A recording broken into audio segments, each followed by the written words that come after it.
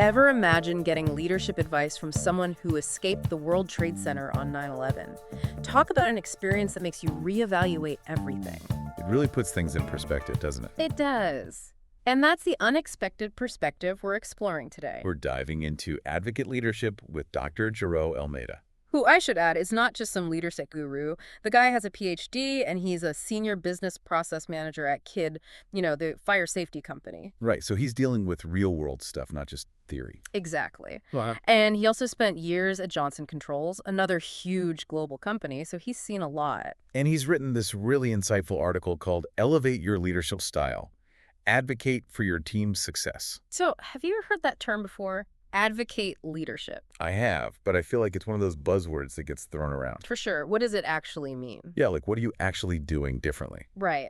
Almeida's point is that it's about going beyond the typical soft skills stuff. It's almost like you become this fierce protector of your team. I like that. Almost like a mama bear. Yes. You're fighting for their needs, shielding them from negativity and making sure their voices are heard.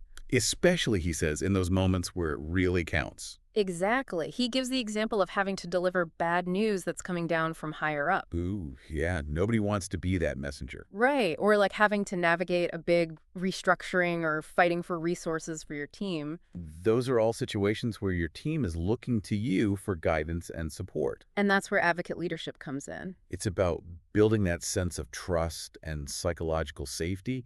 And it makes you think his experience on 9/11, escaping from the World Trade Center. Which we can't even imagine. No, absolutely not. But it makes you wonder if that impacted his leadership style at all.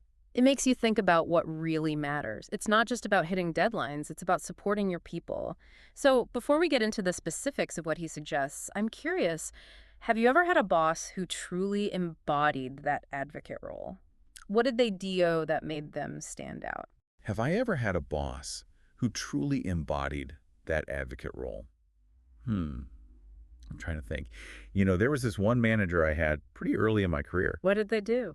Well, it wasn't anything super obvious, but she was really good at kind of quietly deflecting any negativity that came our way. Shielding you all from it? Exactly. She just absorbed all the pressure so that we could focus on getting our work done. Like a heat shield. Yeah, exactly.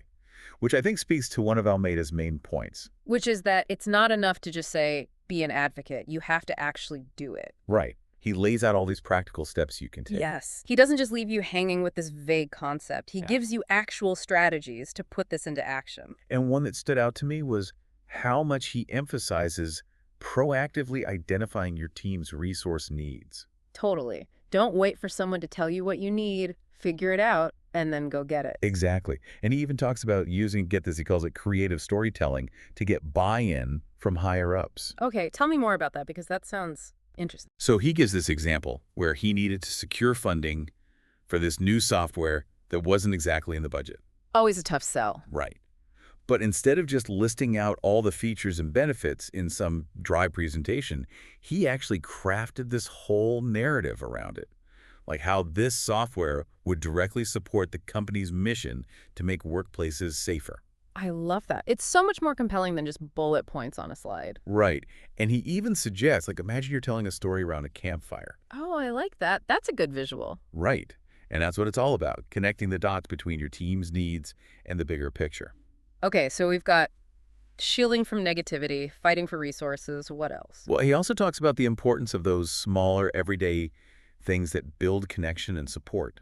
Give me an example because I feel like I need more of that in my life. Okay, this one sounds a little silly, but he talks about actually waving at your team's kids when they pop up on video calls. See, I love that. It's such a small gesture, but it makes a big difference. It really does. You're acknowledging that they have a life outside of work. Exactly. You're normalizing the human element. Okay, I'm totally stealing that one. But he also doesn't shy away from the more challenging parts of leadership, right? Like dealing with difficult people. Right, and I think that's where that whole bodyguard aspect really comes into play. Yes. And he actually uses this phrase. He talks about physically inserting yourself to redirect toxic office politics. Okay, yes. Which is such a great visual. Well, like, how do you actually do that? Right. So he gives this example of a meeting where Two colleagues were basically having a full-blown argument. I don't know. And instead of letting it spiral, he stepped in and said something like, okay, I hear both of your perspectives, but let's shift our focus back to the task at hand. How do we move forward in a way that benefits everyone? It's about setting boundaries. Exactly. It reminds me of something else he talks about, which is encouraging your team to take risks. So yes, and not punishing failure. Hmm. Because if you want people to be innovative, They're going to mess up sometimes. exactly. And he talks about using premortems and postmortems not to assign blame, but to figure out what went wrong and how to avoid it in the future. Let's take a quick break. Want to equip your child with the skills of top global consultants? Don't let them fall behind. Raising Tomorrow's Leaders, The Consultant's Mindset by Dr. Jareau Almeyda is your guide to fostering essential skills in your children for their lifelong success. Available now on Amazon. Okay, welcome back. It's about creating that culture of psychological safety, right? Which everyone's talking about these days, but he gives really tangible ways to actually implement it. So we've got the shielding, we've got the encouraging risk-taking. What about communication? Well, that's where this concept of skip-level meetings comes in. Have you heard of those? I have, but I feel like I need a refresher. So it's where a manager will meet with their team members' direct reports, but without the team member there. Okay, interesting. And what's the benefit of that? It could be a really good way to get more honest feedback because it allows those more junior team members to share their thoughts and concerns without worrying about what their direct manager might think. That direct line of communication. Yes. And it shows that the leader values everyone's input, not just those closest to them. I love that. And this reminds me of something else Almeida emphasizes. Individual development plans. It seems like he's a big believer in, really investing in his team's growth. Oh, absolutely. He even gives this great example about a team member who was amazing at the technical aspects of her job, but just froze up whenever she had to present in front of clients. It's so common, right? It is. But instead of just throwing her into a generic public speaking class, he worked with her to create a personalized plan that addressed her specific anxieties and helped her build her confidence over time. It's about figuring out what each person needs to thrive. I love that. But there's one more piece of the puzzle that we haven't touched on yet, and that's conflict resolution. Oh, yeah, that's a big one. Because even in the most supportive environments, conflicts are going to come up. It's inevitable when you've got people working together. So how does Almeida suggest tackling those tricky situations? Well, he's a big believer in addressing conflict directly, but with empathy. Easier said than done sometimes. Right. But he actually lays out this whole framework for approaching these conversations. Okay, like what? Give me the Cliff's Notes version. Yes. So first he says it's crucial to set the stage, like choosing a neutral location and making sure both parties feel safe to share their perspective. Kind of create that safe space, right? Exactly. Then he says you have to really listen to understand, not just to respond. Which is harder than it sounds. Sometimes you just want to jump in and fix it, Totally. But he emphasizes the importance of active listening, like summarizing what you're hearing and asking clarifying questions to make sure everyone feels heard. It's about validating their feelings, even if you don't agree with them. Yes. And once you've really listened, he says it's time to find common ground. Which might seem impossible at first, especially if it's a really heated conflict. Right. But Almeida says there's always some shared goal or value that you can tap into. You just have to find it. Exactly. And from there, you can start to brainstorm solutions together. He's a big believer in making it a collaborative process, not something you impose from above. Because people are much more likely to buy into a solution that they helped create. Exactly. It's all about empowering your team to resolve their own conflicts with your guidance. It makes them feel more ownership over the outcome, which I love. So we've covered a lot of ground here, from shielding teams, from negativity to creative storytelling to Jedi mind tricks for toxic coworkers. And don't forget those skip-level meetings. Oh, yeah, that's a good one. But before we wrap up, I have to ask about something that really struck me while I was prepping for this deep dive.